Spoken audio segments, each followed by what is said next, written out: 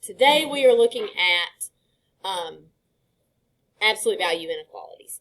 So the first thing that we're going to look at for these less than and greater than problems are going to behave a little bit differently for these. So let's think about this a little bit. This says graph the answers to absolute value of x is less than 3 on the number line below. So just give me some examples of like numbers that work for that. If I plug it in, the absolute value of that number would be less than 3. What's some examples of numbers that would work? 2 would work. So 2 would be one that would work. Give me another one. 1 would work. 0 works. Can I use negative numbers? What's the absolute value of negative 1? 1, is that less than 3? Yeah, it still is. Okay, what about negative 2? Would that work? That would work. Would negative 3 work? Would positive 3 work? No, because 3 is not less than 3. If there was an or equal to sign there, it would work, right? What about like 2.5? Does 2.5 work? Or 2.9, right, would work? How about like negative 2.5? That works, right? Because like that absolute value bar is just like a washing machine. It washes everything away, right? So what's going to happen here is 3 does not work, but like right up next to 3 works. 2.9, 2.99, 2.99999. So we're going to put an open circle on 3. Negative 3 does not work, but everything right up to negative 3 works. Negative 2.9, negative 2.99, negative 2.999. So it's going to be all the numbers that fall between negative 3 and positive 3.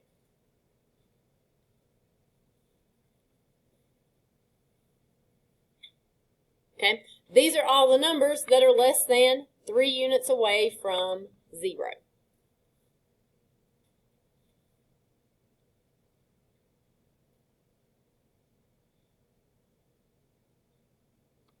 Okay, let me check and see if I put that note. I don't know if I included that. No, I didn't. I didn't add that here. All right, so in this case, there are 2 different ways we can write the answer for this. What you're probably most likely to see here, and we want to start practicing using it, is they're probably going to use inequality notation for these. You could use interval notation, but I think you're less likely to see interval notation on your answer here. So whenever you have numbers that are in between 2 numbers, you're going to use, oh no, okay, there we go. The lowest number first. If you have an open circle, you're going to use a less than. You're going to put your variable in the middle, which is an x here. Use another less than if you have an open circle here, and then a positive 3. That's the way we're going to write it if we have values between 2 numbers. Okay, I think you're more likely to see answers written like this on these types of problems. Okay, most of the time, a less than problem is going to have an answer that's between 2 numbers. It's going to look like this. Your values are going to be between 2 numbers. A less than problem is an and problem. So you are looking for something that makes both statements true. This statement has to be true and another statement has to be true. You're looking for the overlap of those 2 graphs. Okay? So, for these, it is important that you know how to do these by hand. Desmos will help you find the numbers that you need, but your answer for this is not just the numbers. Your answer for these is like a range of numbers. So your less thans and greater thans, you won't be able to get correct unless you know how to do it by hand very well here. So for these, you are going to solve these almost exactly like you solve the absolute value equations. There is one thing we have to watch out for when we have an inequality sign instead of an equal sign. Okay? Does anybody remember there's one thing you got to do different when you have an inequality sign? It's a trick. It has to do with a negative. What have we got to flip? We flip the inequality sign whenever we do what with a negative? Divide or multiply, right? So if you multiply or divide, let's put us a note right there. We'll change colors. Let's put us a note right here. If you multiply or divide by a negative, you must flip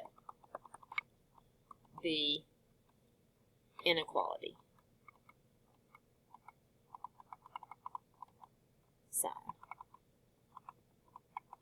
Okay, so that's the main difference we have to watch out for. The other thing is that if I am solving an equation and I do something like this, like let's say I've got 2x plus 7 equals 9, and I subtract that 7, and I got 2x equals 2, and I divide by 2, and I just say like 1 right there. Like I can live with that. That's okay with an equation. It is not okay with an inequality. Your answer is not 1 on an inequality. Your answer needs to be x is less than 1 or x is greater than 1 or something like that.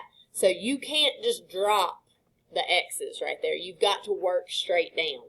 Your work has to be neat or you're going to have the inequality messed up whenever you get to the end for that. So you got to be careful with those, which goes back to my example of how we were not doing so great on some of our homework. It was really messy and we were not doing that. It's going to get you here.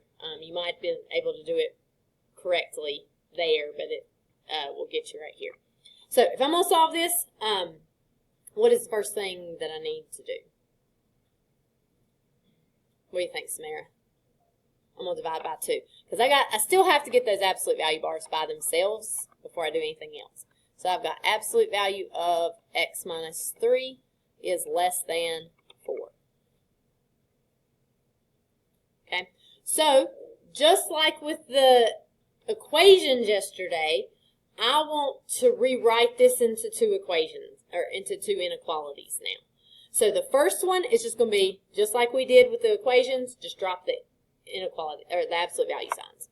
So I'm going to have x minus 3 is less than 4. Okay? And then this is an and problem because whenever you have a less than sign right here, it's an and problem, so you need both of these inequalities to be true.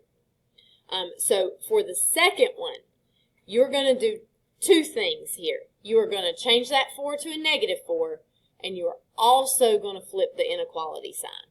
So it will look like this for your second equation. X minus 3 is greater than negative 4. Okay, so make sure you flip that sign and change the answer to a negative, right? With the equation, we didn't have to flip a sign because equal was equal, right? Okay, then we're going to solve these right here. So Heston, what do I do for the first one? Good. So x is less than 7. And then Jose for the second one. Good. And x is greater than negative 1. Now, for and problems especially, you're usually not going to write the answer, the final answer, like this. Because I'm looking for numbers that are less than 7 and also greater than negative 1. Somebody give me an answer, an example of a number that is less than 7 but also greater than negative 1. Okay, what have you got, Samara? 0 works. Maze, give me another one. What's another number that's less than 7 but also greater than negative 1? 2 would work. 0.5 would work, right? How could you describe these numbers? They're going to be the numbers between -1 and 7, right? Graphing it sometimes is helpful. Like if I graph this, if I put my -1 right here where it would go, my 7 right here, whenever you graph this, the 7 is going to be open circle, and then it's less than 7, so you would shade the numbers to the left. And for the -1, you would use an open circle, and that is greater than 1, so you would shade to the right. And our answer is that overlap in between the two, right? They are not going to write the answer because these will be multiple choice most of the time because it's pretty hard for me to get you to type that in. So they are not going to write the answer x is less than 7 and x is greater than -1. Anytime the answers are between two numbers, they are going to put that together. They're going to do lowest number first, which would be -1, less than x, less than 7. Always use less than signs in both cases. I know that like that 7, it kind of flipped from, or the -1 was a greater here and then it turns to a less than. Always use less than. Lowest number, less than, x, less than, greatest. Because what happened here is this kind of got flipped around. The negative was over here. The x was over here. The alligator has to eat the bigger one. So the alligator was eating the x right here. So when you put this in the middle, the alligator still has to eat the x when you turn that around there. So this is how you're going to see the answer given to you for that. Now, Desmos is a good tool for us to use. Let's look at what happens, though, with this. So if you think of that shortcut we were using on Desmos yesterday, you guys try this as well. Well, what's happening here? There we go. So my equation was was 2 absolute value of x minus 3 is less than 8. So I can do kind of like I was doing yesterday, 2 absolute value of x minus 3. And I can do g of x equals 8. And that will get me the correct numbers, -1 and 7. It doesn't really give me whether or not it's like overlapped or on the outside, or whether I'm using less thans or greater thans or things like that. So it helps, but it's not going to get you like the final answer. You can use a less than sign right here with that 8. Well, I said that. Oh, it does not like that. I wonder why. Let me try using an F right there. Okay. No, that's because I've defined F. Well, that might work, and you can kind of see that it's in between right there for that. But then whenever you do that, it doesn't give you the like dots where you can click on it, so it might just be better doing this and then kind of trying to figure out which one is correct from there. So Desmos can still be somewhat helpful, but it's not as helpful. It'll help you rule out the wrong answers, like the ones that don't have the right numbers at all. But if you've got an answer that's -1 less than x less than 7 and another one that's x is less than 7, x is less than -1, you won't be able to tell the difference between those two. All right, so let's keep going. For greater than problems. All right, let's think about this. The absolute value of x is greater than 3. Okay, Nate, give me a number where the absolute value is going to be greater than 3. Okay, -4, that will work. Absolute value of -4 is 4, that would work. Fernando, give me a number where the absolute value is greater than 3. 4? Positive 4 would work. Let's see. Jalissa, give me a number where absolute value is greater than 3.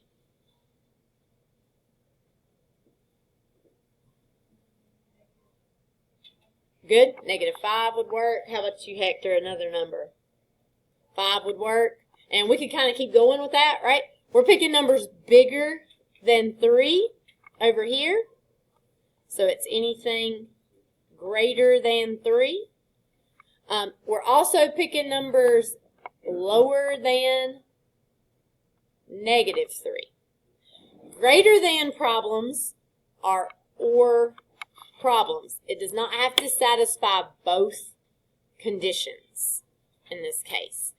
They are typically, unless you're getting no solution or something, or all real numbers, they are typically going to go like away from each other on a number line graph. So you'll have 2 different sections. So when you write this, we can't write that together. We're not talking about the numbers between negative 3 and 3. So these are a little bit easier because you don't have to put them together at the end. You're going to have x is less than negative 3 or x is greater than positive 3. You just list those 2 things separately. And these are all the numbers that are more than 3 units away from 0. And, oh, I don't even have a problem right here, do I? Oops. Okay. And then, okay, let me make one up. I'll make us up an easy one right here. Let's do absolute value of x plus 2 is greater than 4. Okay. So for this, we first have to isolate our absolute value bars. Abby are our absolute value bars all by themselves. Okay. What's over there with the absolute value bars that we'd have to get rid of? Anything on this side? There's nothing on the outside. So since there's nothing on the outside of the absolute value bars here, we're going to go ahead and break this up, right? The absolute value, we don't have to do anything else like we did on that other problem. So we're going to, one of them, x plus 2 is just going to be greater than 4. And then we're going to say or x plus 2 is less than negative 4 for that. So I just need to subtract 2 from both sides here. X will be greater than 2. Or, right here, I'm going to subtract 2 here. X is less than negative 6. Now, probably I can just write my answer like that. You do want to graph this to make sure they don't overlap, in which case it'll be all real numbers for that. So if I think about what this would look like graphed, this is at 2, so I would use an open circle, and it's greater than, so I'd shade the numbers above 2. And then for negative 6, still an open circle, less than, so I'd shade the numbers below. And those do not overlap. So my answer is just x is greater than 2 or x is less than negative 6.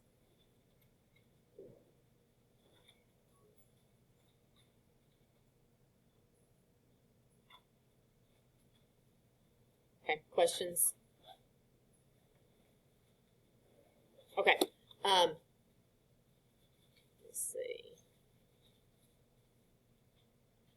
Okay. Let's talk about these two a little bit first, and then I'm gonna have you guys work these out. This first one, is it an and problem or an or problem? Okay. This is a less than, which sounds a little like and, so that is a and problem. So you were looking for where the graphs overlap. What about example 4? Or, because it's greater, which sounds a little like or, so that is an or problem. And problems usually are between 2 numbers. Or problems usually are separate, going away from each other. I want you guys, first thing I want you to do, I want you to rewrite these into their two separate equations. And then I want you to check your neighbor to see if you guys are getting the same thing. And then if you get the same thing, I want you to solve the problem. There. So try these. You got 2x plus 3 is less than 6, and 2x plus 3 is greater than negative 6. You got to have both of those. A couple of you started off where you only have one. All right? So you're going to subtract 3 here, subtract 3 here. 2x is less than 3. You're going to divide by 2. Most of you are going decimals on this, so I will as well. That is 1.5. So you're getting x is less than 1.5. Saw a couple of you that just had 1.5. I saw somebody that started off with inequalities and then switched to just the equal sign. I know the equal signs are easier, like it's easier to deal with, but in inequalities, you got to stick with this, right? It's similar, but just a little different. And then over here, you're going to subtract. You'll get 2x is greater than negative 9. You're going to divide by 2, divide by 2. X is greater than negative 4.5. And if you're doing 3 halves and negative 9 halves, that's fine too. You can do the decimals or the fractions, either one. Now, a lot of you have these two things, and you have not put them together, okay? So when you have an and problem, it usually is going to be between those two numbers, right? So when in doubt, if it is an and problem, now there are very few exceptions to this where you could end up being wrong, but 90% of the time or more, you're going to be correct if you just follow this. If it's an and problem, you start with a less than, write your lowest number first, less than x, less than 1.5, put your highest number second. That is going to work most of the time. We'll look at a couple exceptions here in a minute, but most of the time that's going to work, and if you're not sure what to do, just do this. But you also can graph it to be more sure, so negative 4.5 to 1.5. Sometimes they will, like, the graph might be your answer instead of the, like, inequality, so you do need to know how to graph it. So at both of these, you're going to have open circles, and you're looking for numbers less than 1.5, but greater than negative 4.5, which is those numbers in between there. Okay, questions on that one?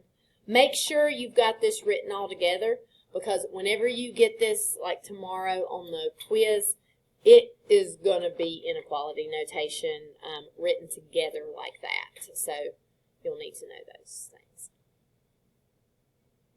All right. For the second one, you're going to have 2x minus 3 is greater than 5, or 2x minus 3 is less than negative 5. So here we'll add 3, 2x greater than 8, divide by 2, x is greater than 4. Over here, very similar, but we have a negative 5, so we'll get 2x is less than negative 2. We'll divide by 2, and x is less than negative 1. If you think about the graph of this one, we've got positive 4 would be up here, negative 1 would be down here. You've got numbers that are greater than 4, so that's up here. You got numbers that are less than negative 1, that's down here. Those don't overlap. This is an or problem. They're easier to write the answer for. X is less than negative 1, or x is greater than 4. You don't have to put them together. You'll just see the word or between them. Okay, questions? All right. Okay, let's look at a couple special cases here, and then we're going to move on to your assignment. So, if I have absolute value bars, and it says that that is less than a negative, can my absolute value bars, as long as if my absolute value bars are by themselves, can whatever they're equal to or in this case not equal to, less than, or can whatever they go with be less than a negative?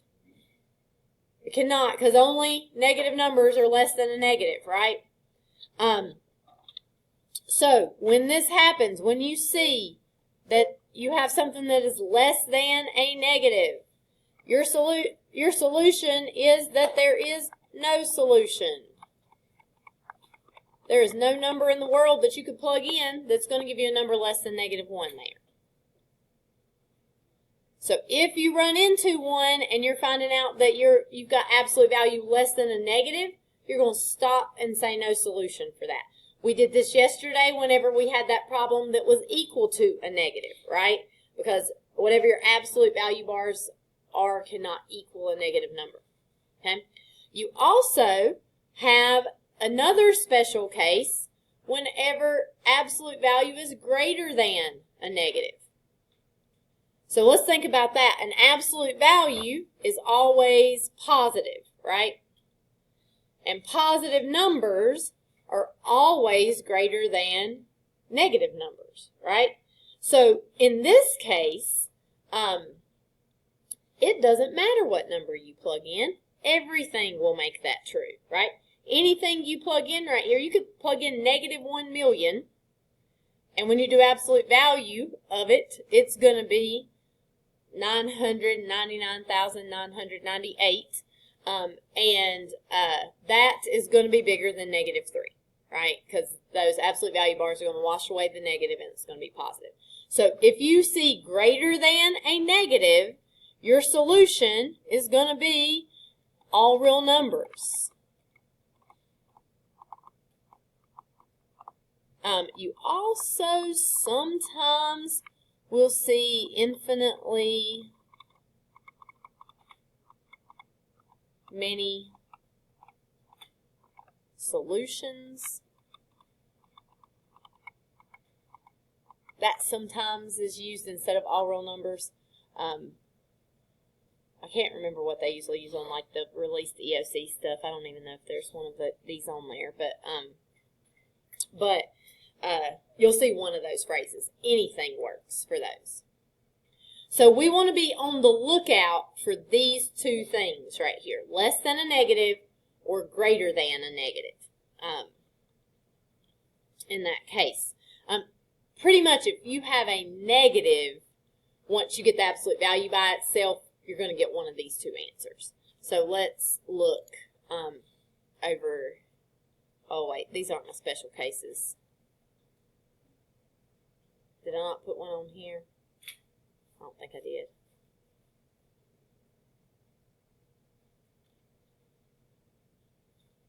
I don't think I put, well, let's work out 5 here. We might skip. I think I just put a note about that and then it didn't put a problem. That's okay.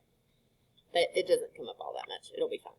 All right, so let's do 5 just to make sure like we've got it, and then actually let's do 6 to make sure we've got it, because one of the reasons I want to do 6 is because it involves something we haven't seen yet, and that is an or equal to underneath the greater than sign. The only difference that makes is that you are going to use closed circles when you graph it, and you're going to put the line underneath your inequality signs, right? You still work it pretty much the same way. Is this an and problem or an or problem? What sign do we have right here? That's a greater sign, which is a or problem. Usually or problems, you know, have two sections that go away from each other, usually, okay? So if I solve this, I got to get the absolute value by itself first. I'm going to subtract 4. So I got absolute value of 5 minus x is greater than or equal to 5. Okay. I need to break this up into 2 equations. Caleb, what's the first, or not equations, inequalities. What's the first inequality going to look like? Say it again. Tell me what to write out as my equation first. Like I got to write two equations. What's the first one going to be?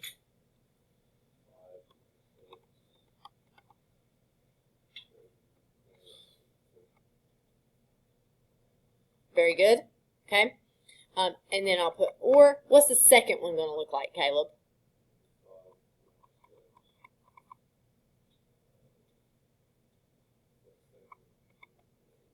Very good.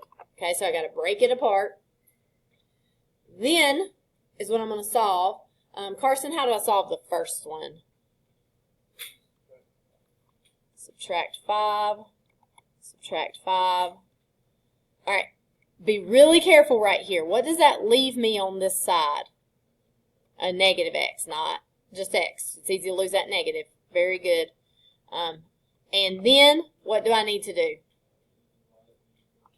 Very good. I'm dividing by that negative 1, and when I do that, that means I got to flip the sign right there.